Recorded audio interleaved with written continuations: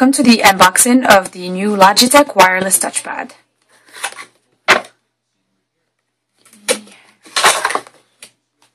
So, okay, this is a pretty good size. It's a 5-inch touchpad.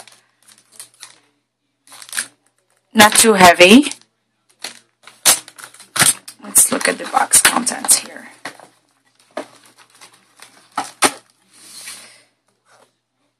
Okay, these are the little booklets. Now, the tricky part is the unifying USB can actually be found inside the box. Actually, this is pretty good because it's always saved up pretty well.